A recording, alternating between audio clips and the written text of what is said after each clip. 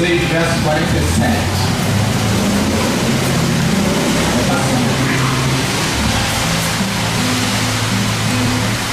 Hoje o nosso texto está baseado em João, capítulo 6, verso 47 ao 58.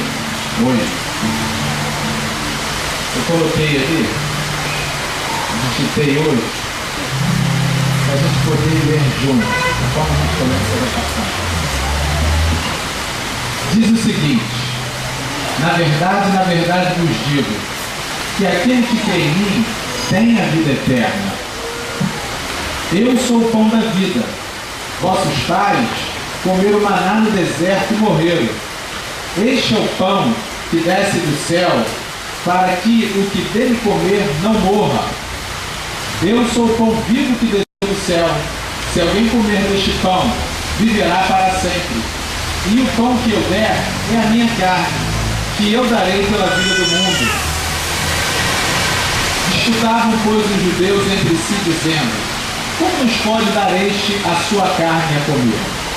Jesus, pois, lhes disse: na verdade vos digo, que se não comerdes a carne do Filho do Homem e não beberdes do seu sangue, não tereis vida em vós mesmos. Quem come a carne e bebe o meu sangue tem a vida eterna, e eu o ressuscitarei no último dia. Porque a minha carne verdadeiramente é comida, e o meu sangue verdadeiramente é bebida.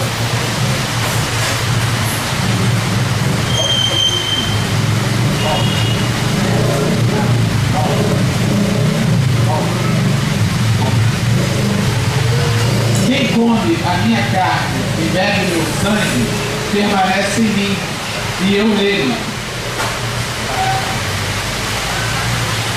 Assim como o Pai que vive me enviou, e eu vivo pelo Pai, assim quem de mim se alimenta também viverá por mim. Este é o pão que desceu do céu. Não é o caso dos vossos pais que comeram maná e morreram. Quem comer esse pão viverá para sempre.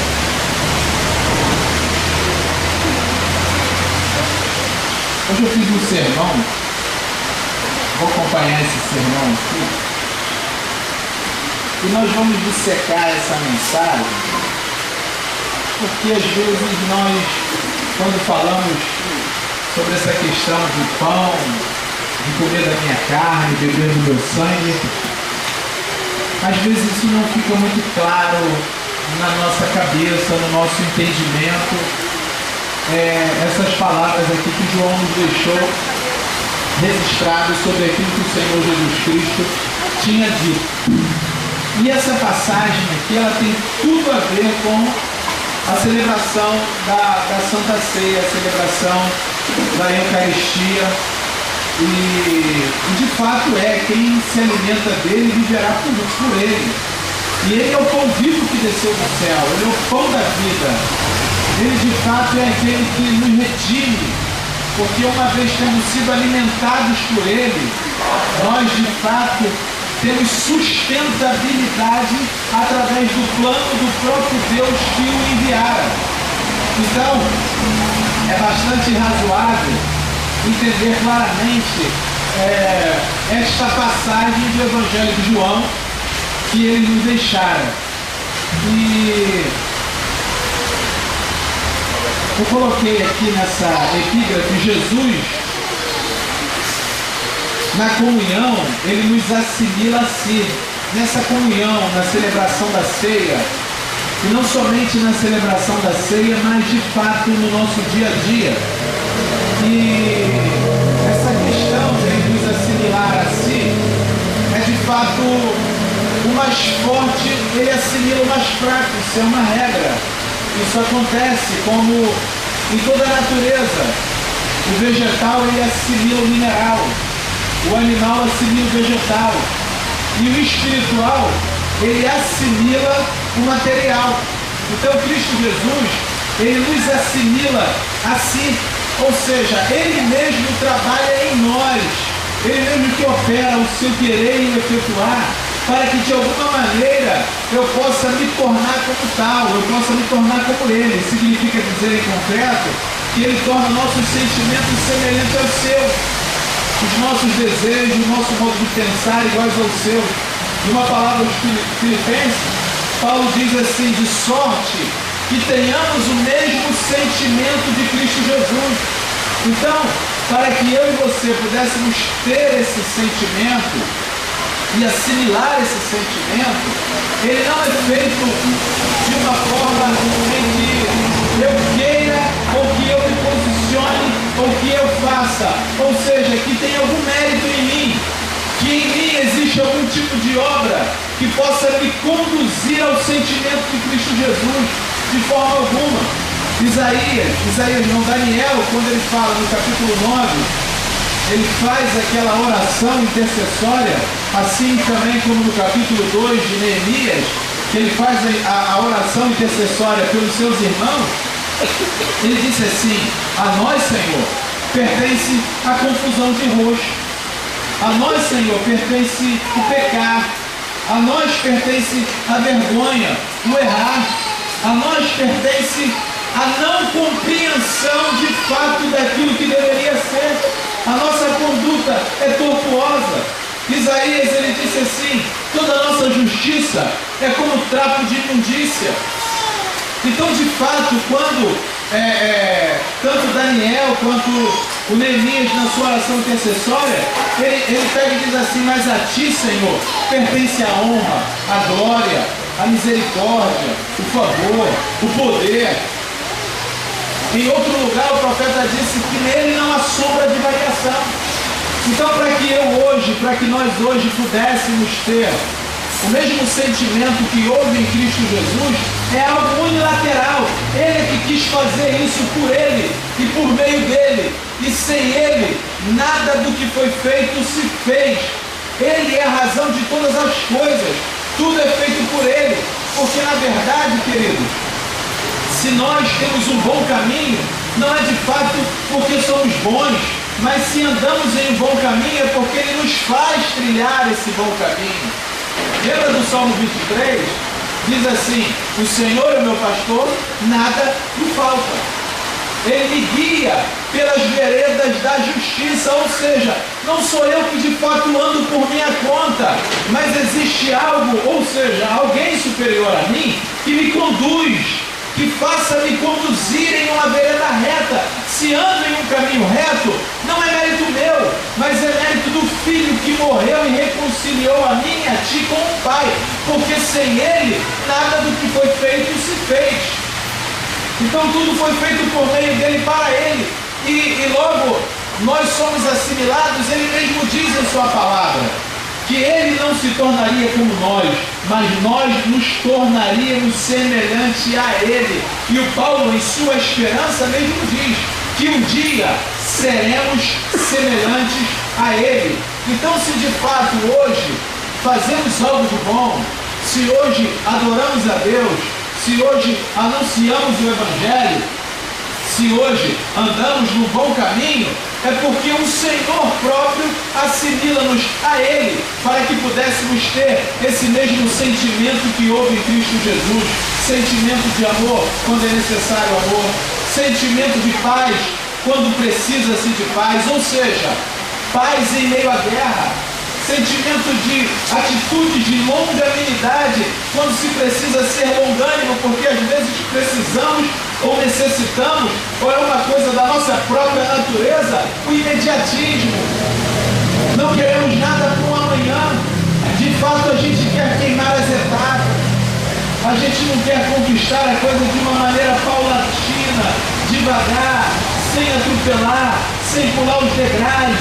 De fato, o homem, ele quer ser catapultado de um patamar inferior para um superior de uma hora para outra. Ele não quer caminhar o dia a dia, ele não quer viver o dia a dia, ele não quer se sentar à mesa do pão, ele quer um milagre, ele quer que algo aconteça sobrenaturalmente. E de fato ele rejeita a vida que Deus o dera, porque se hoje, para eu comer, eu preciso de ter um mantimento, E esse mantimento, ele chega a mim através do trabalho. Então, para eu poder comer, eu preciso viver o dia. E as pessoas não querem viver o dia. Queridos, viver o dia remete a relacionamentos. Viver o dia remete a estar juntos. Viver o dia remete a suportar o próximo. Viver o dia remete a amar o próximo. Viver o dia remete a estender as mãos. Viver cada dia faz com que eu e você nos tornamos humanos e de fato pudéssemos ter o mesmo sentimento que houve em Cristo Jesus, porque quando Cristo Jesus se deparou diante do endemoniado de Gadareno, ele, quando viu aquele homem, ele não olhou como eu e você talvez olharia, porque muitos até o escritor colocou o endemoniado de Gadareno. Jesus, quando viu o cara, não viu o endemoniado, ele viu um cara que se prostrou, em meio a tanto demônio, ele viu um adorador. Olha só, ele olha diferente. Ele libertou o cara porque o cara se prostrou diante dele. Ou seja, nós precisamos ter esse sentimento de não enxergar o estereótipo, de não enxergar os gestuais performáticos, a maneira no qual as pessoas se apresentam. Precisamos de fato ter os olhos de Cristo Jesus, porque se o meu olho for bom, todo o meu corpo será bom, porque os olhos, eles são a candeia do corpo. E eu preciso ter esse sentimento no cotidiano, na minha vida. Eu preciso ver o cortejo fúnebre da viúva de Naim e estender as mãos e querer fazer algo para aquela mulher. Eu preciso ver alguém pedindo misericórdia e exercer misericórdia, no caso daquela Sirofenícia que disse assim: Senhor, mas até os cachorrinhos comem das migalhas que caem da sua mesa. Eu preciso ter esse sentimento de misericórdia. Eu preciso encontrar, visualizar, entender que Lázaro está morto e estender as mãos para o cara e socorrê-lo de dentro da sepultura. Eu preciso ter esse sentimento de compaixão e chorar. Eu preciso me tornar um pouco mais sensível, que às vezes a vida, o dia, as coisas nos fazem de nós e do nosso ser seres completamente insensíveis. E eu preciso deixar ser assimilado por Ele. Eu preciso amar, eu preciso ter misericórdia, eu preciso perdoar, eu preciso ser amado, eu preciso ser perdoado, eu preciso compreender e ser compreendido. E de fato, todas essas coisas acontecem durante o dia, porque o dia remete a isso.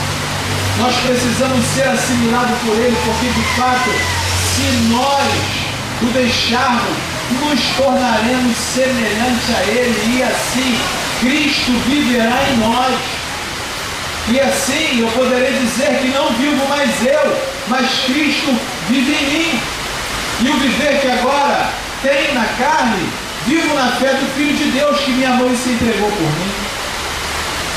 Então, queridos, o Evangelho, Cristo Jesus, Ele nos assimila a Ele. Nós precisamos entender isso claramente. Isso precisa ficar muito claro no nosso ser. E Jesus, Ele tem a função de coração. Eu coloquei isso aqui por conta da minha vida profissional, né? Porque, mas isso é uma realidade, assim, gente, com um significado bastante interessante, porque eu estava a refletir ontem e hoje, pela manhã, ontem, durante a noite, hoje pela manhã, sobre o que nós iríamos conversar aqui hoje. E eu pensei nessa coisa de Jesus ter a função de coração, porque o coração, ele bombeia o sangue, e o sangue passa por todo o nosso corpo. E esse sangue oxigenado, ele vai passando pelo seu corpo, e ele vai trazendo as enzimas, os radicais livres, toda a sujeira corporal, tudo aquilo que é ruim no seu corpo, o seu sangue passa e vem trazendo. Ele vai pelas artérias e volta todo contaminado pelas veias. E ele vem parar no coração. E o coração bombeia ele para os pulmões. Você sabe para quê? Para oxigenar. Ele passa pelos rins e pelo fígado para purificá-lo. Para que haja essa metabolização e essa oxigenação diretamente nos pulmões, e ele retorna ao coração para o coração bombear sangue bom novamente. Por que eu digo que em Cristo Jesus há a função de coração? Porque toda a nossa malignidade, a nossa sujeira que em nós habita, ele bombeia e nos purifica e traz para si. Ele traz para ele toda essa pecaminosidade que existe em mim e em ti. Como mesmo dissera o profeta Isaías, ele diz assim: quem deu crédito em nossa pregação? E a quem se manifestou o braço do Senhor? Porque foi subido como um renovo, como uma raiz de uma terra seca, não tinha parecer nem formosura, nenhuma beleza víamos para que o desejássemos. Era o mais indigno dentre os homens, homens de dores, experimentado em todos os seus trabalhos, homem do qual todos miravam o seu rosto, era desprezado. Mas verdadeiramente ele levou sobre si as nossas iniquidades, as nossas enfermidades, as nossas dores. O castigo que nos traz a paz estava sobre ele, e pelas suas pisaduras nós fomos sarados. Queridos, ele tem a função de coração, porque toda a nossa imundícia ele traz para si. E sabe o que é que ele mesmo faz? Ele bombeia o sangue bom, onde diz lá em Hebreus 9,14: quanto mais o sangue de Cristo, pelo Espírito eterno, se ofereceu a si mesmo imaculado a Deus, purificará a vossa consciência. Você sabe por quê? Quando eu peco, quando você peca, isso está na nossa consciência e nós sabemos que erramos. E o sangue de Cristo purifica a nossa consciência das obras más, dessas más obras que me deixam completamente contaminado, que me deixa permeável a toda sorte de malignidade, que abre portais para que seja introduzido no meu ser o endemoniamento que através de mim mesmo chega pelas minhas obras iníquas. E quantas vezes somos pegos em nossas próprias obras cheias de iniquidade. Mas o seu Filho amado Jesus Cristo, ele nos purifica de todo pecado pelo Espírito Santo, porque ele mesmo se ofereceu de uma forma imaculada diante do Pai. E ele traz a si toda a responsabilidade, como Paulo diz aos Colossenses no capítulo 2, que a cédula que era contra mim e contra ti foi cravada na cruz do Calvário, de maneira que não há mais nenhuma condenação para aqueles que estão em Cristo Jesus, que não andam segundo mais o curso dessa vida, mas segundo o Espírito de Deus. O sangue de Cristo Jesus, seu Filho, nos purifica, nos redime, tira toda essa malignidade. E necessário é que eu e você pudéssemos enxergar essa transfiguração da nossa face, que pudéssemos ver a nossa feiura e entender que em nós existe algo de extremamente ridículo, que precisamos ser lavado e purificado, que de fato são as nossas más obras. Que de fato é a malignidade que mora dentro do meu ser, que de fato é uma conduta indevida, uma hora aqui, outra hora acolá. Eu preciso enxergar em mim que preciso de fato ser purificado. Eu preciso entender que essa feiura está dentro do meu ser e que em mim não existe nenhum tipo de santidade, exceto aquela que chega através do sangue puro, imaculado, vertido na cruz do Calvário do nosso Senhor Jesus Cristo. E de mim não procede nada que presta, mas ele estando em mim faz com que em mim possa fluir rios de águas vivas que saltam para a vida eterna. Logo em mim existe uma necessidade da habitação, da morada, do ser do Filho de Deus. Em mim existe uma necessidade de uma espiritualidade tamanha, tão tamanha, que para mim e para você só tem jeito no sangue de Jesus. E de fato, 1 João 1,7 diz: o sangue de Jesus, seu Filho, nos purifica de todo pecado. Meu irmão, o que eu quero lhe dizer nesta hora é que não interessa a malignidade, não interessa o tipo de pecado, não interessa o que nos interessa é o fato de enxergar a nossa feiura espiritual. Entender que precisamos desse sangue para nos purificar.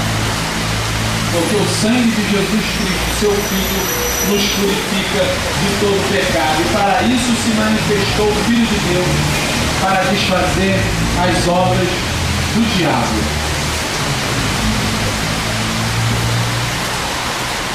Isso é muito interessante, essa função de coração, porque ele bombeia e traz para si toda a malignidade que habita em nós. E ele nos purifica, nos trazendo através do seu sangue vida. Porque o sangue de Cristo Jesus, nele existe a vida. E eu coloquei essa pergunta aqui porque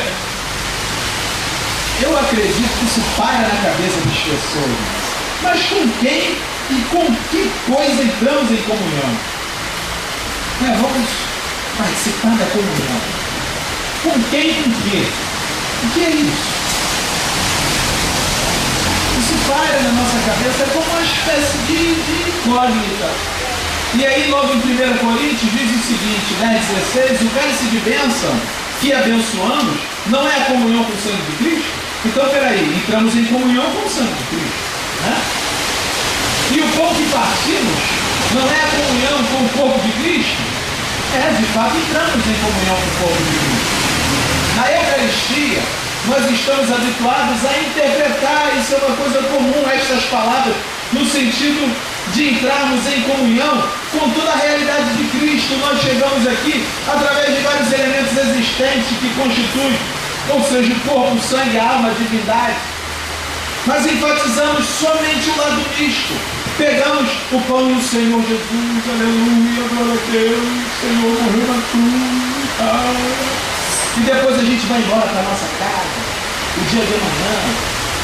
O que aconteceu hoje, na ministração, na participação da ceia, não interfere em nada no dia de amanhã nem na semana.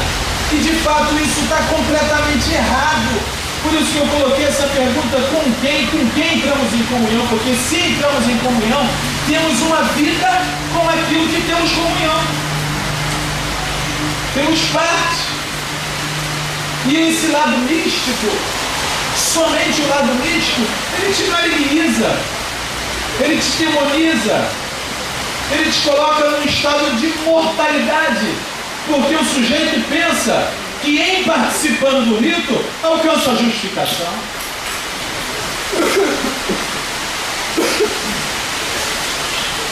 E o participar do rito não justifica ninguém do rito. Mas a mística promove isso. A mística faz somente isso. Então, de fato, eu quero passar para vocês que o termo corpo e sangue, ele significa toda a vida de Cristo. Ou melhor, a sua vida e a sua morte.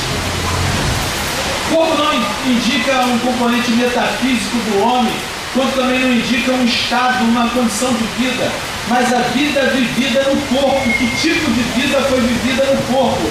Então, quando se diz, eu participo do corpo, eu preciso participar da vida de Cristo. Quando se diz o corpo de Cristo, é a vida que ele viveu, é o que aconteceu com ele aqui. Ele nasceu, ele cresceu, ele teve comunhão, ele teve amigos, ele teve alegrias e tristezas e dissabores. Ele teve momentos de muita euforia, ele teve momentos de muito desprezo. Em Lucas, no capítulo 4, quando ele pega o livro do profeta Isaías dentro da sinagoga, ele pega e lê, ele diz, em sua leitura, o Espírito do Senhor Jeová está sobre mim, porque o Senhor me ungiu para pregar boas novas aos quebrantados, e abertura de prisão aos presos, e liberdade aos cativos, e anunciar o ano aceitável do Senhor, o dia da vingança do nosso Deus, e a pôr sobre os que estão tristes em Sião que se lhe dê ornamento ao invés de cinza, veste de louvor por espírito angustiado, óleo de alegria por tristeza, a fim de que se chamem carvalhos de justiça, plantados pelo Senhor para louvor da sua glória. E ele pegou e disse assim, hoje isto se cumpriu diante de vós, aos vossos olhos. E a galera se maravilhou. A turma ficou completamente maravilhada ante as palavras de Jesus. Nossa, que coisa! Aí daqui a pouco ele começou a proferir mais alguma coisa e eles pediram, como naquele provérbio em que se diz: médico, cura-te a ti mesmo. Por que tu não faz tais coisas em Cafarnaum? Por que você não faz tais coisas no lugar da sua habitação? É aquela passagem onde se diz que o profeta não tem honra na sua própria casa. Aí a galera que já estava eufórica e alegre com a pessoa de Cristo Jesus, agora, queridos, já estava ali irado com ele. Já estava ali como? Doido para irritar ele. Você sabe o que fizeram? Levaram ele para um lugar alto, para um precipício, para jogar o cara lá em cima. Ao passo em que eles estavam maravilhados com o acontecimento da profecia, muitos estavam ali, que coisa esquisita, por que não fazem isso? E aqueles poucos persuadiram a muitos. Imagina o sujeito que está pregando e trazendo a boa nova e a rapaziada está querendo matar ele. Se você ler lá em João capítulo 4, você vai ver, Lucas capítulo 4, que ele saiu no meio do povo e eles não puderam colocar as mãos dele, mas queriam matá-lo. A vida de Jesus tem as suas alegrias, tem os seus confrontos, tem os seus dissabores. Tem um momento de tristeza de chorar por Lázaro. Tem um momento de alegrar-se em saber que o filho da viúva de Naim foi ressurreto. Tem um momento de ver Lázaro saindo de dentro da sepultura. Tem momentos em que no qual ele vê os discípulos em uma calamidade total e ele precisa dizer a ele: volta ao mar e lança a rede para que eles possam alcançar um bom resultado. Existem momentos em que de fato Cristo Jesus teve confrontamentos. Teve pessoas o insultando e chamando ele de endemoniado. Você pensa o próprio Filho de Deus ser chamado por homens comuns de endemoniado?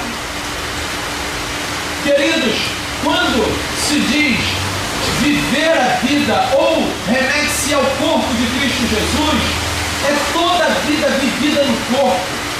E o sangue, da mesma forma, não indica somente um componente do corpo, mas sim há uma realidade concreta, um fato, sua morte.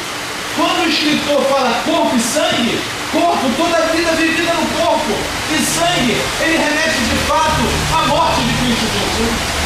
Não uma morte qualquer, mas uma morte aos moldes de toda a aliança, em que remete o sacrifício expiatório, uma morte violenta. Uma morte onde o animal era degolado, triturado, esmiuçado, partido, dividido, queimado, imolado. Então, quando se remete ao sangue de Cristo Jesus, em que ele mesmo diz: quem não comer da minha carne e não beber do meu sangue não tem parte comigo, e comer da carne de Cristo Jesus é viver a vida de Cristo Jesus. E beber o seu sangue é participar dele em sua morte. É de fato aniquilar-se a si mesmo, como Paulo, ele diz diretamente em Filipenses,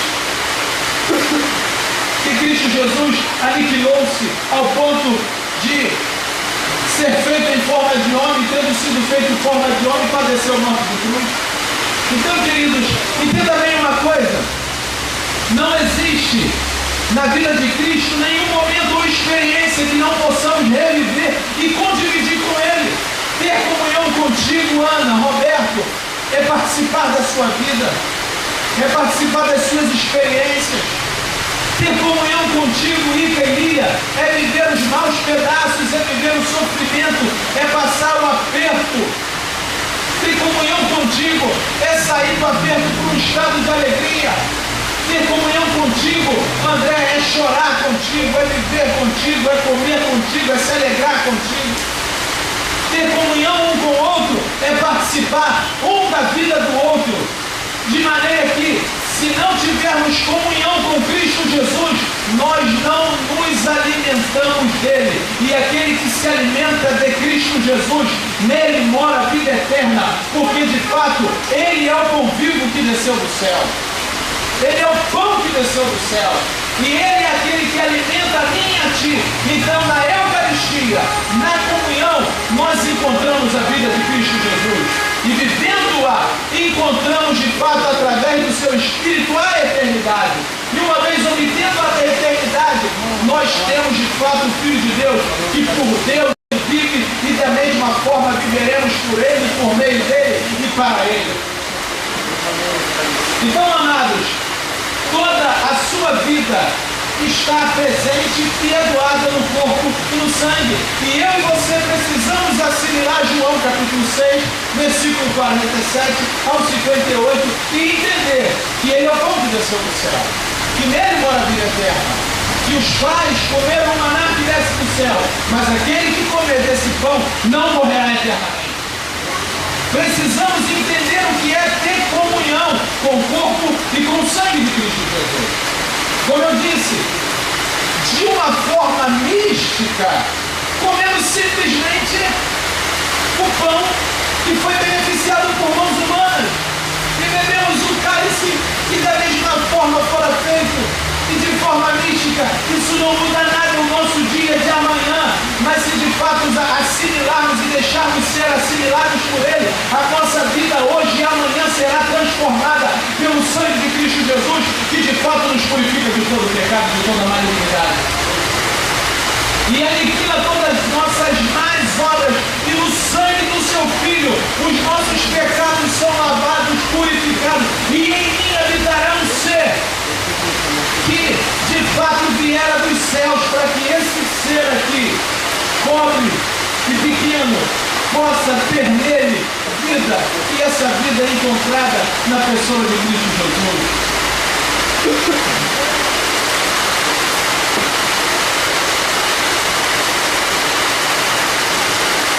Então nós precisamos entender como sintetiza isso, né? Aniquilou a si mesmo. Participando do corpo e do sangue, nós tornamos concorpóreos e consanguíneos. Porque se participamos desse corpo, nós temos o corpo dele em nós, de que forma? A vida vivida dele no corpo.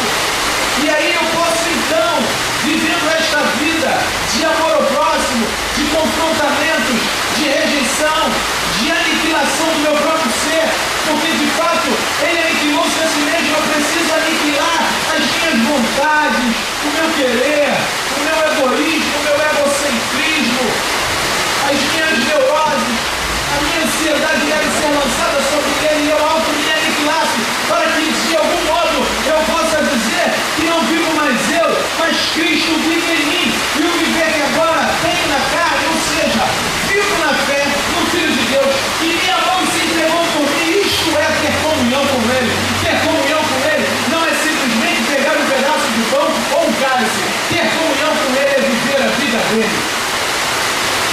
Ter comunhão com ele é partilhar do seu sofrimento. Ter comunhão com ele é amar o próximo. Ter comunhão com ele é estender as mãos a um desconhecido. Como o centurião que disse: eu não sou digno de que tu entre em minha casa, mas apenas uma palavra me basta.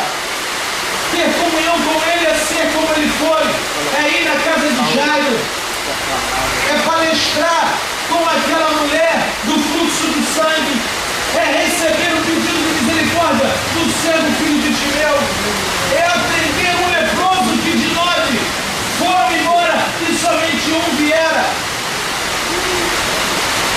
Ser como ele é ver um paralítico que é descido ante a sua presença e perdoar os pecados.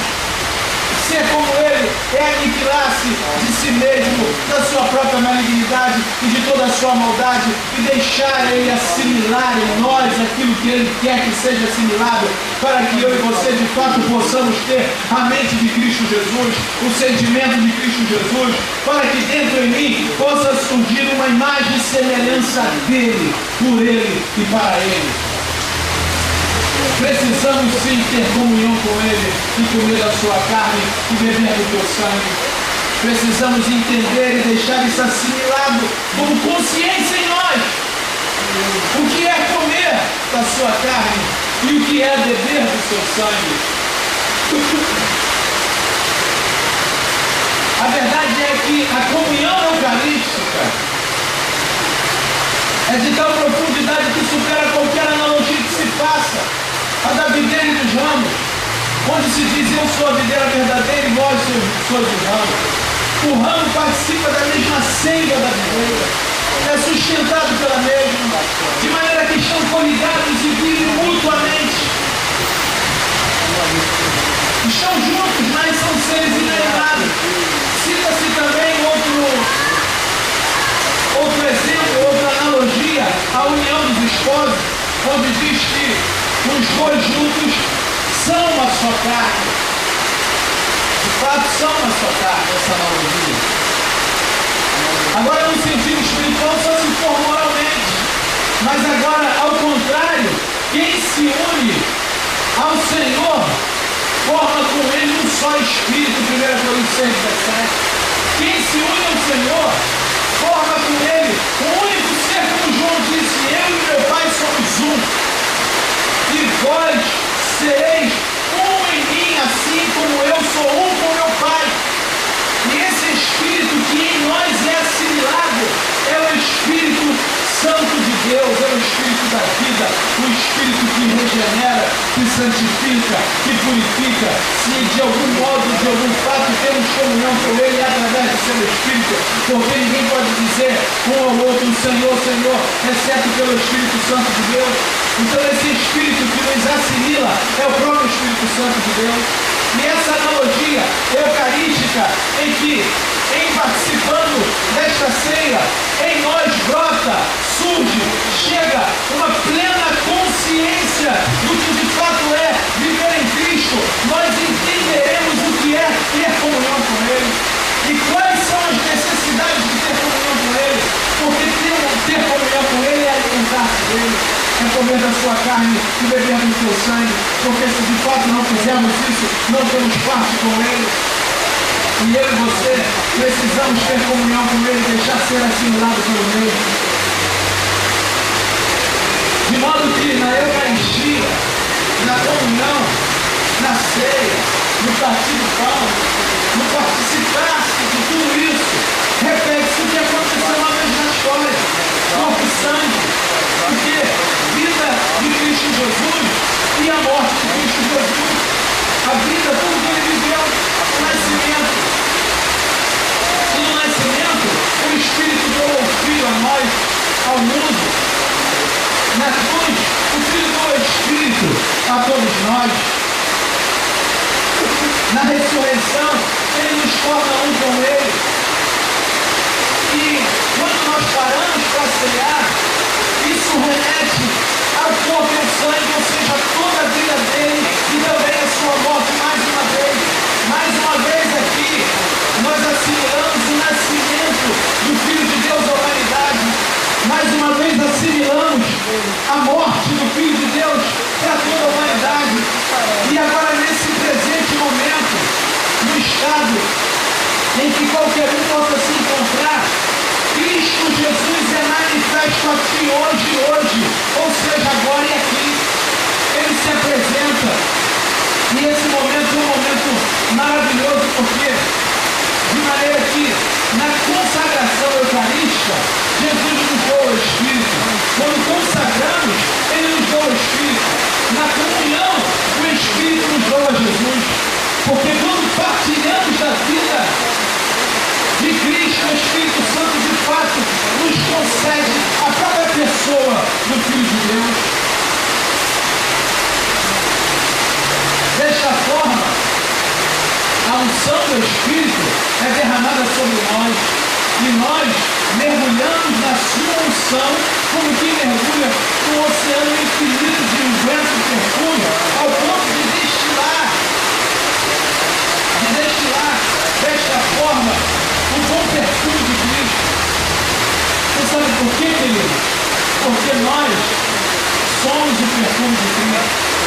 e deixe lá o perfume cheio. É o que o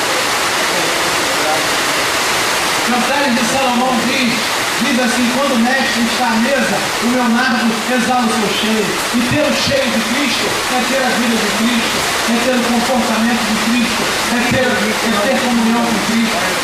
Essa é a sóbria embriaguez do Espírito Santo, porque só o Espírito Santo nos pode embriagar de tamanha comunhão. Só o Espírito Santo pode nos conduzir a esta presença. Comi o meu pão com o meu mel e bebi o meu leite com o meu vinho. Cantares 5:1. Não há nada de amargo nesse pão, mas tudo é suavidade. Trata-se de uma alegria sem mescla de tristeza. Esse pão é o corpo de Cristo e esse vinho é o seu sangue. Queridos, quando se diz corpo e sangue, comi o meu pão com o meu mel, e não tem nada de amargo, porque muitas pessoas querem colocar no caminho de Deus, no caminho de Cristo, no caminho dos céus, coisas tenebrosas, tipo tem que pagar o preço, tipo você precisa fazer isso e aquilo outro, tem que pagar promessa assim, assim, assim, tem que fazer tantas campanhas. Meu irmão, em Cristo Jesus não há nada de amargo, só há suavidade. Não há sombra de variação, não há mescla de tristeza, não há distúrbio psicológico e mental. Há uma felicidade tamanha. Hoje eu falei com a Renata, quando um adolescente, seja ele menino ou menina, encontra um namorado ou uma namorada, ele pega e começa a dizer assim: se for o rapaz, tem que ver. É um filhazão, bonita e coisa e tal, e assim, cabelo belo, os olhos de parará, e me fez. Fala um monte de coisa. E ela começa a dizer, ele assim, ele assado, e tal, e tal, e tal, e tal. Começa a descrever quem é o fulano, e ela fica feliz só em descrever, ou seja, nessa descrição. E comer desse pão, e beber desse cálice, comer esse pão com esse mel, e beber esse leite com esse vinho, você sabe o que é? É você saber que o maior de toda a existência, o mais poderoso, o mais forte, o mais bonito, o mais criativo, porque ele é criador dos céus e da terra, o que tem os melhores cosméticos, porque ele embeleza a mim e a ti, perversos e horríveis. O cara, que é o tudo sobre todos, que é Senhor nos céus e na terra, é o que te ama, entendeu? É o que está enamorado por você, é o que entregou a vida por ti. Então você só tem motivo de alegrar-se, você só tem motivo de alegrar a sua vida. Então, meu amado, comamos e bebamos e alegremos, porque essa santa embriaguez nos traz sobriedade e consciência para vivermos o Evangelho de Cristo Jesus. Então, meu irmão, vamos comer e vamos beber o corpo e o sangue de Cristo Jesus, porque de fato precisamos comer do corpo e beber do sangue de Cristo Jesus. E eu acho que após essa nossa conversação dá para a gente entender um pouco o que é ter comunhão com Ele, né? O que é comer do pão e beber do cálice. Isso de fato é entender o pão vivo que desceu do céu, porque a carne dele de fato sim é comida e é bebida. O seu sangue é bebida. Traz o pão aqui, por favor.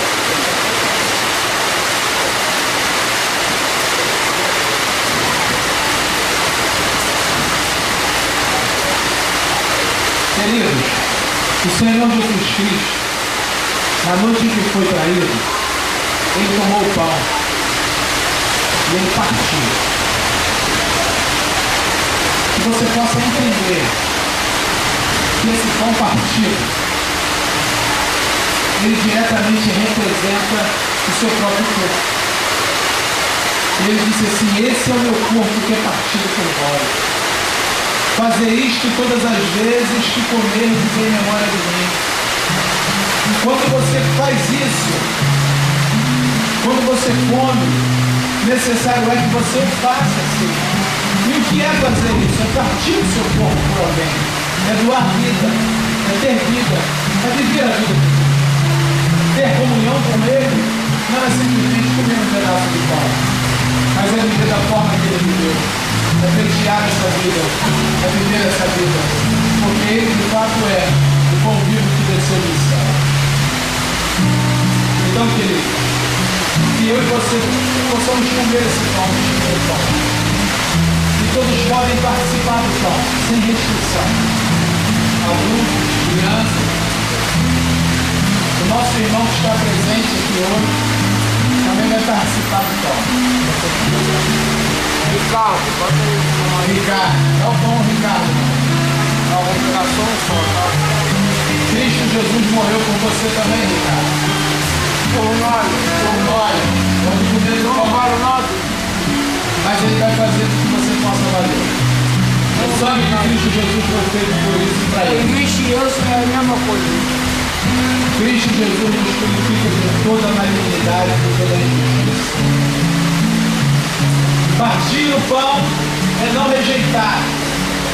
Comer o pão é viver sem rejeição. Ele não rejeitou a Sirofenícia. Ele não rejeitou o centurião. Ele não rejeitou pessoas que teoricamente eram estranhas.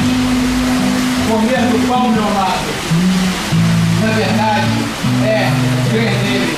E quem crê nele tem a vida eterna.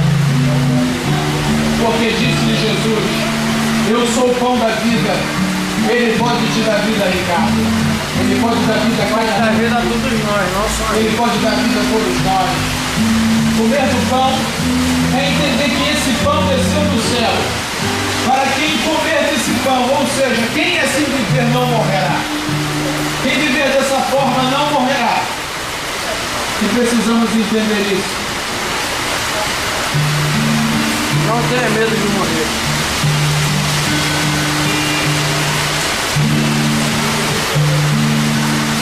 Queridos, pega o seu pão e coma aí. Que você tenha esse sentimento.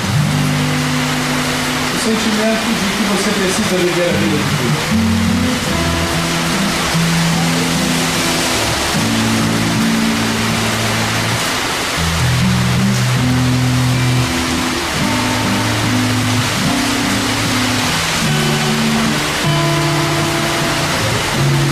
Disse-lhe Jesus: eu sou o pão vivo que desceu do céu. Se alguém comer desse pão, viverá para sempre. Se alguém escolher viver essa vida, ou seja, a vida de Cristo Jesus, viverá eternamente. Diante de nós está a escolha. O amado Cristo está nascendo mais uma vez para nós. Mais uma vez Ele está vivendo para nós. E mais uma vez Ele está morrendo para que eu e você pudéssemos ter vida. Semelhantemente, do mesmo modo, depois de cear, tomou o cálice dizendo: este é o meu sangue que é derramado por vós. Fazer isto todas as vezes que beberdes em memória de mim. Meu amado, quem beber desse sangue não morrerá eternamente. Quem participar dessa vida aniquilando-se, eu e você precisamos nos aniquilar. Precisamos perder o nosso direito e as nossas vontades e deixar ser assimilado por Ele.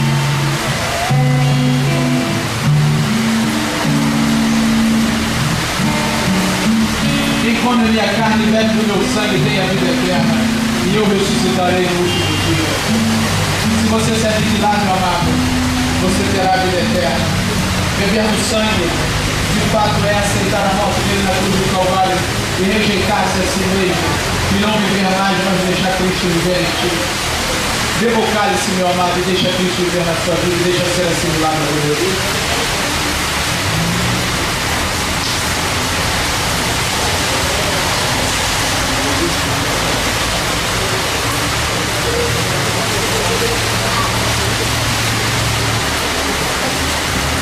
Jesus, pois, lhe disse: na verdade vos digo, que se não comerdes a carne do Filho do Homem, não beberdes do seu sangue, não tereis vida em vós mesmos. Precisamos viver essa vida. Precisamos assimilar essa vida. Precisamos deixar de viver em nós. Ter comunhão com Cristo Jesus, é de fato entender a vida dele aqui nesta manhã. Está fazendo tudo o que ele propõe.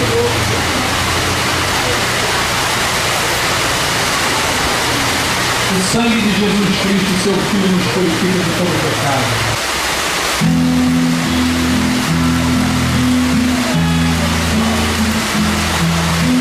Seja bendito o poder e na cruz por nós padecer. Seja bendito o seu sangue e por nós pecadores verteu. Eis nesse sangue